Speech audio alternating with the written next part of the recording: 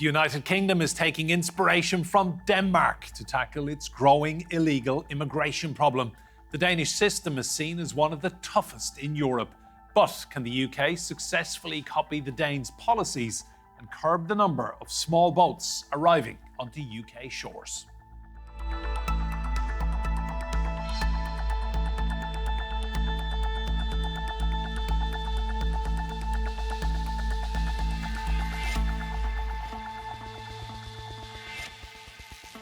Hello and welcome to Roundtable. I'm Enda Brady. Now, the UK government has sent officials to Denmark to study its border control and asylum policies, which are among the strictest in the EU. Newly appointed Home Secretary Shabana Mahmood is under pressure after migrant arrivals on dinghies from France has reached 40,000 for the year so far. How can you stop the boats? This is the woman tasked with bringing down the UK's spiralling levels of illegal migration. Over the last 4 years, it has seen over 400,000 asylum claims. You must earn the right to live in this country for good. If you do, I know this country will welcome you. Mahmood has been looking to Denmark on which to model her immigration reforms. And the reasoning may be clear when comparing the numbers.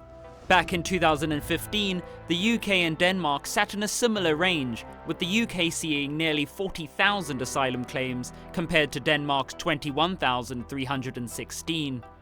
But today, the UK processes nearly 50 times as many claims as Denmark. Behind Denmark's dramatic drop in numbers are a set of deliberately toughened rules. They include permanent residency only after 8 years, with claimants needing to be in full-time work. Unifying families is also heavily restricted, with both partners needing to be at least 24 years old. Those fleeing general conflict will only get temporary stays. And lastly, if their home country is deemed safe, their status will be revoked.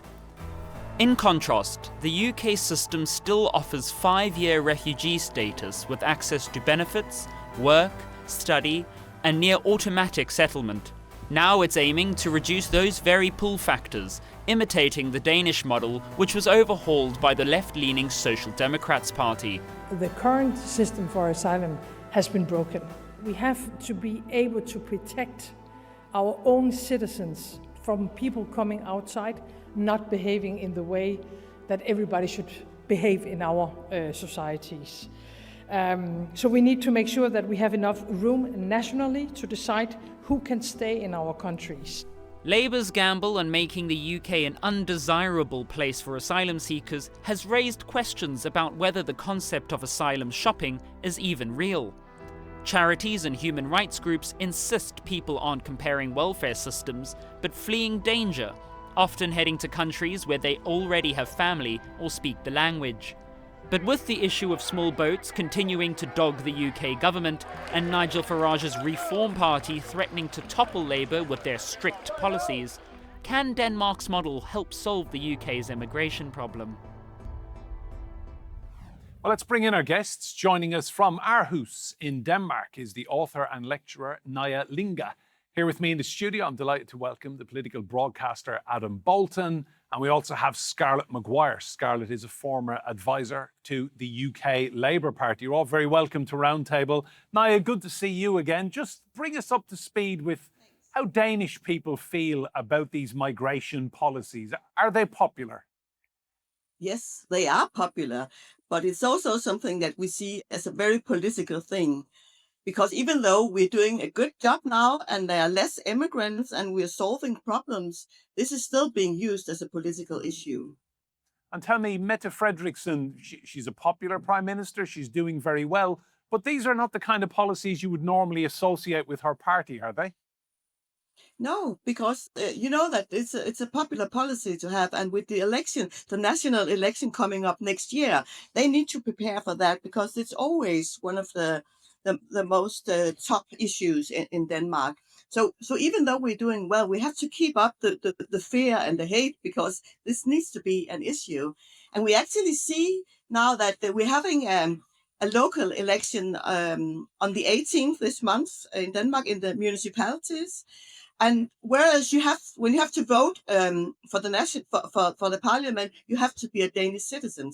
But to vote on the 18th, you just need to have been living in Denmark for 3 years. So this means that the local politicians, they're reaching out to the immigrants, while on the national arena, they're trying to keep this as a problem. And Nauja, just one final point to you. Is there a feeling in Denmark then that you've got migration under control now? I think every other Dane is still concerned. Okay, interesting. Adam, to you, the UK government has sent officials, we're hearing, to Denmark to study this, to talk to their government and to see what can be done here. How much of a priority is this for Keir Starmer's government? Well, it's a very big priority because the number one issue in most opinion polls for people now is immigration and migration. And I agree with what Maya's saying, that, this is something which is being used particularly by parties on the right to attack the Labour government, which is to the left. And so the attraction of adopting ideas from Denmark is precisely that the Danish government is social democratic, and also that it has done this without really making an issue of the European Convention of Human Rights.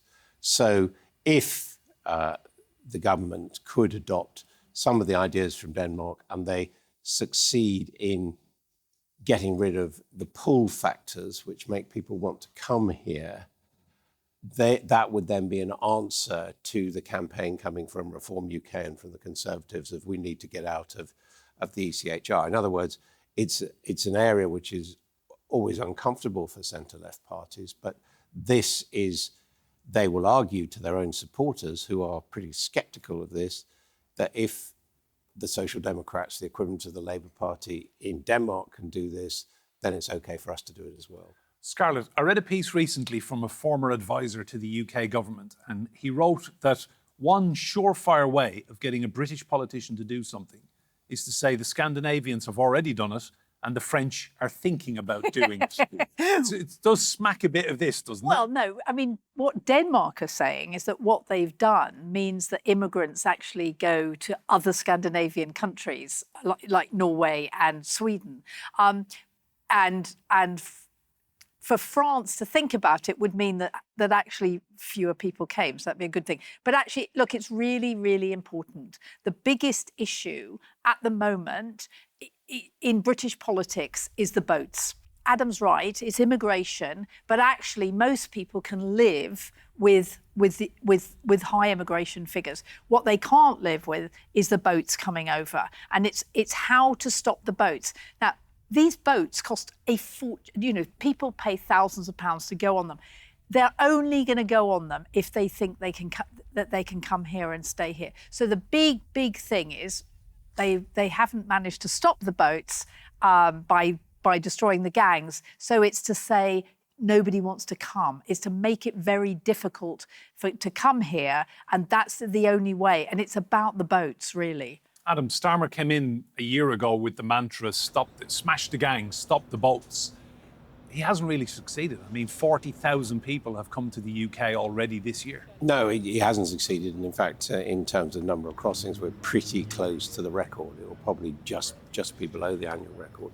And I entirely agree with Scarlett that the very visual issue which people see are people coming in and apparently being quite comfortably accommodated in this country. Now, a lot of argument over the way in which asylum seekers are treated. But if, as I say, you could stop the pull factors which make people want to come here, which is basically, one of the pull factors is that we seem perceived to have a relatively friendly asylum process for people to claim. It takes a long time. There's a big backlog.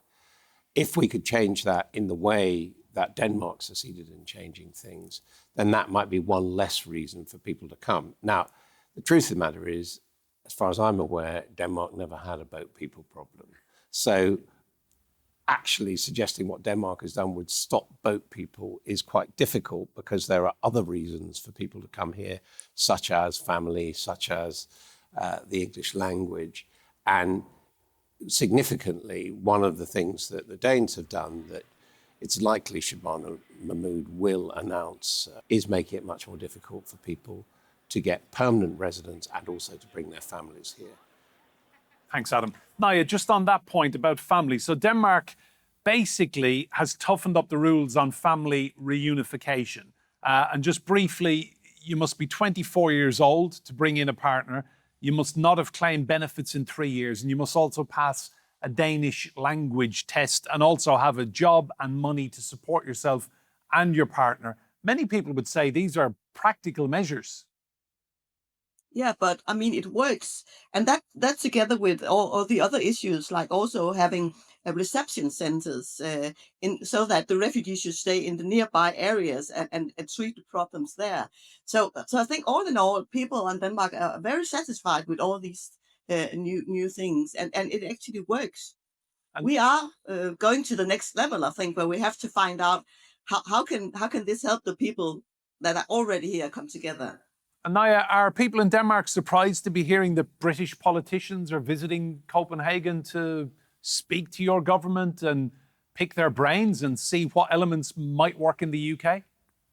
No, I mean, we are getting used to a lot of attention these days, particularly with Greenland. And so I think that our Prime Minister is doing a good job telling about how this works in Denmark. And I think regardless of whether you are left or right, we call it red and blue in Denmark, then I think most people agree that you have to toughen up and make something about the problem. It's merely how we treat these people that are already here, where we still have a huge job to do. And you know, one thing I was thinking about when you asked me to come here today, that I'm actually, with my Greenlandic background, I have a Danish citizenship and I can vote. But now with the election coming up on Tuesday, the irony is that that I can vote and I have just as many rights as any other citizens. But I'm facing the same problems as immigrants. But we're having a big problem getting our mic, because the big issues regard Denmark, Greenland, and now the foreign policy that the UK is also looking towards Denmark is always the bigger issues. And we tend to forget we do have our own problems within the society. Just on that, Nauja, what would you say are the bigger issues then that Frederiksen perhaps has not put enough energy into? No, I mean, issues that can get international attention is always something that the Danish government is interested in. So when the UK and other countries, France, are looking to Denmark coming here, it's a major issue. It's a good thing.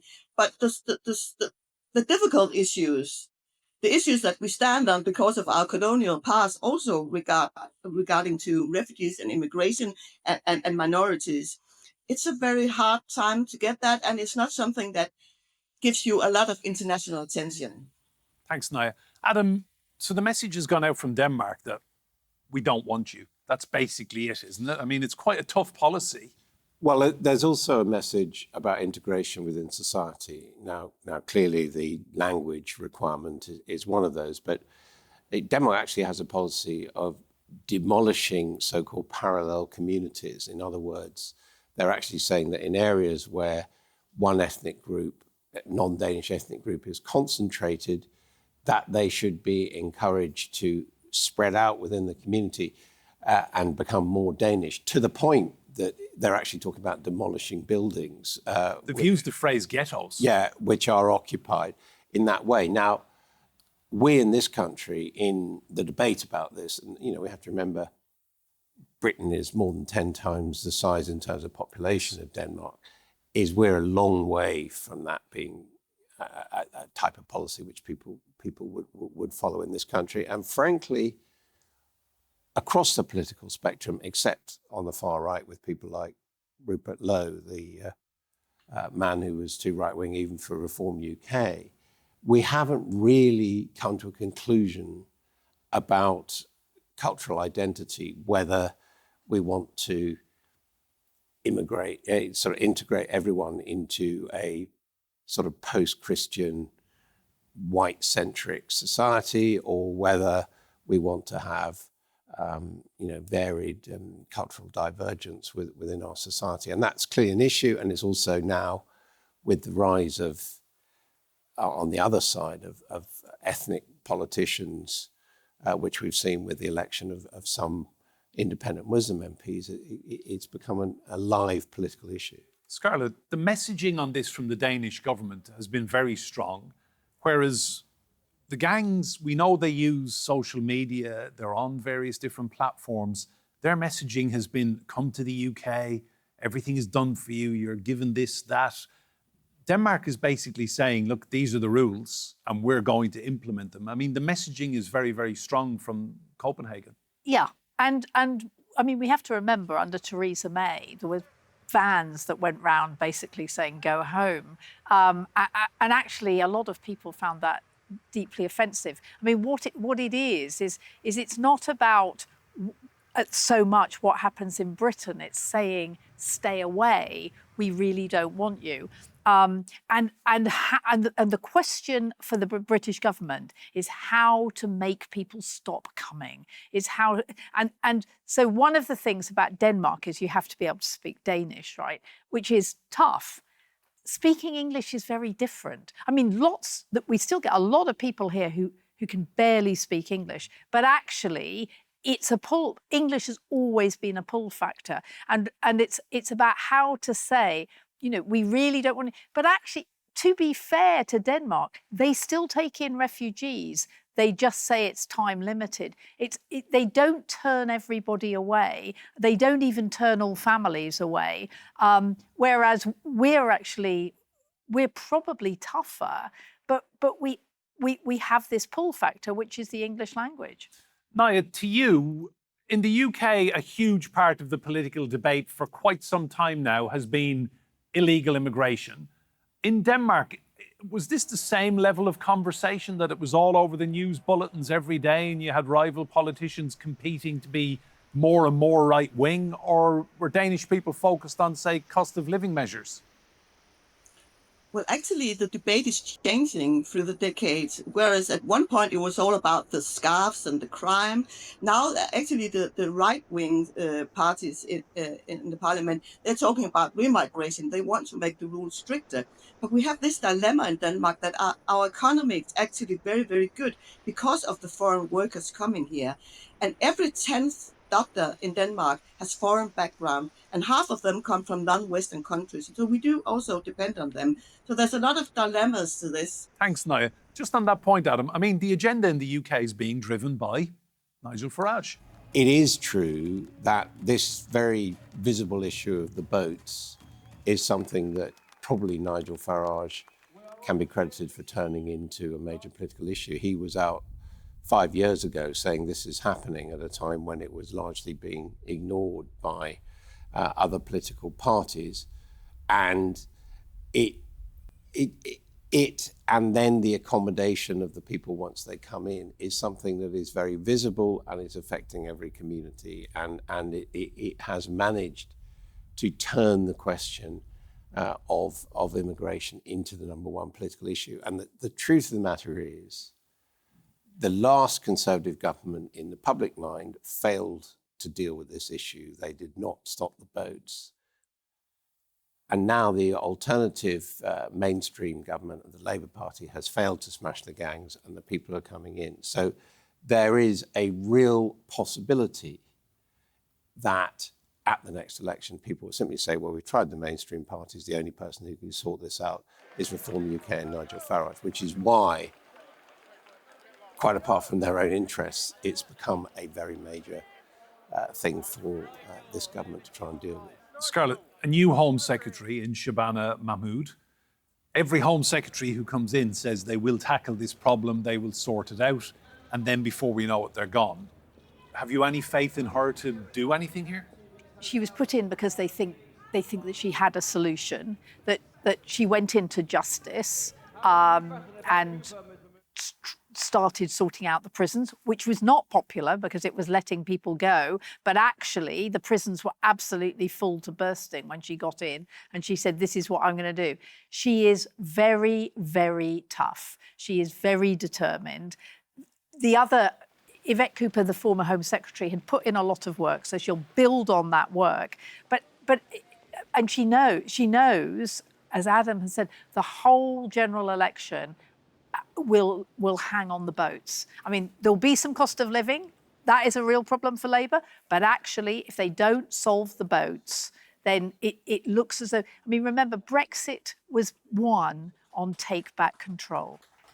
It looks as though we've lost control. So it is really, really important that the boats are stopped. Adam, just come in. I mean, the other point about Shabana Mahmood is there's a certain element in politics of Nixon in China on this, that because she is the daughter of immigrants, she is perhaps both in a position to present a stronger line against immigrants, but also to reassure people like her in her society that she's not out to get them. You see what I mean? There's a presentation issue, whereas if it was a white man doing it, But this has happened before, Adam. Priti Patel, Suella Braverman. Yeah, no.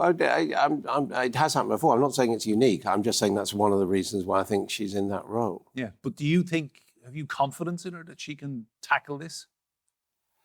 She is, I don't know her well, but she is seen as a competent and an ambitious politician.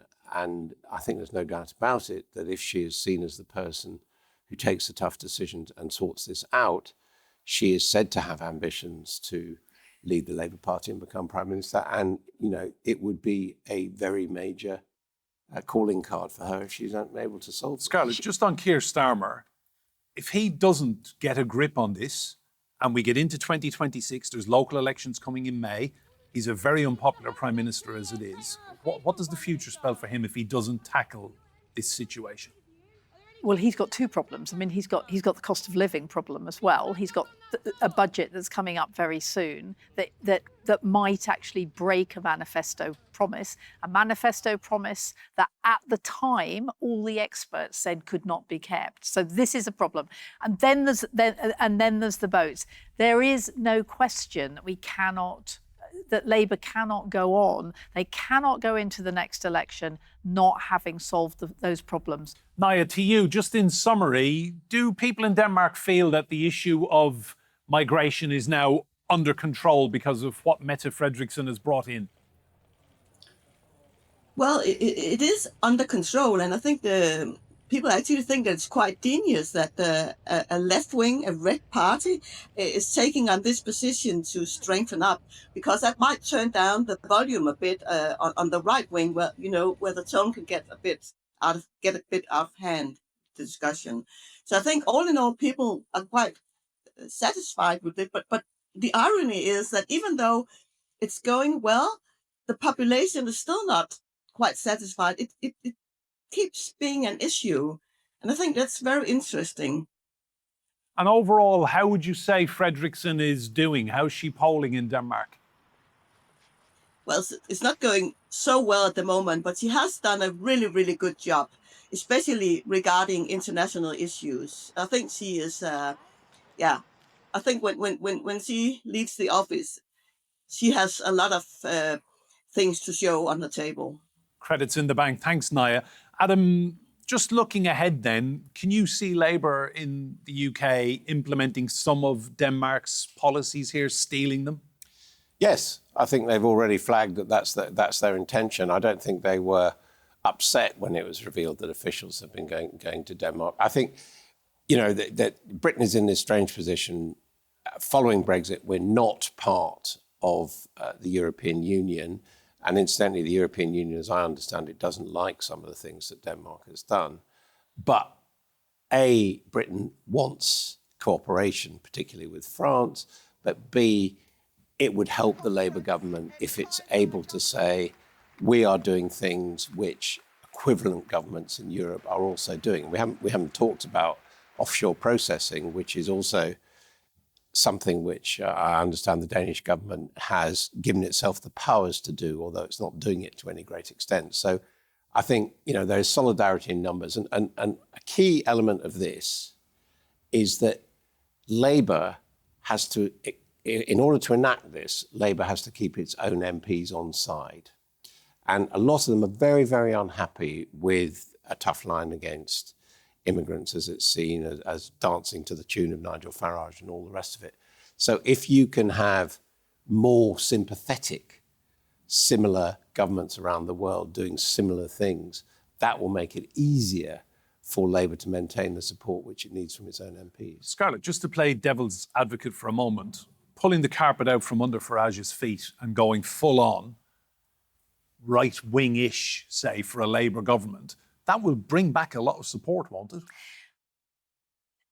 I don't think you have to be right-wing. I think you have to sort out a problem. And that's what, I mean, one of the big reasons that this government was elected was they said we're competent and we can sort out the problems. And they have to be seen to sort it out. Interestingly, Adam talked about offshore processing. I think it's more likely. So one of the problems is people come over here, and if they're from Somalia, Sudan, there's a lot of country, even Afghanistan, you can't send them back. Yeah. So what they're talking about is sending those people who are not refugees, but you can't send them back, who are economic migrants, sending them to somewhere like the Balkans, not Rwanda. So it's not we're just going to send everybody to Rwanda and they can, is we process them first, and the ones that are not refugees will, and one, if that happened, I mean, when the Albanians were sent back by the Conservatives, they stopped coming over. I mean, that's what happened. They're not going to pay thousands of pounds to come over to get sent somewhere else. On that note, the clock has beaten us. Adam Boulton, Scarlett MccGwire and Nauja Lynge in Aarhus in Denmark. Thank you all so much. Remember, you can see more discussion and debate on our YouTube channel. Just search for Roundtable, TRT World. But for now, from me, Enda Brady, and all the team here, goodbye and thank you for watching.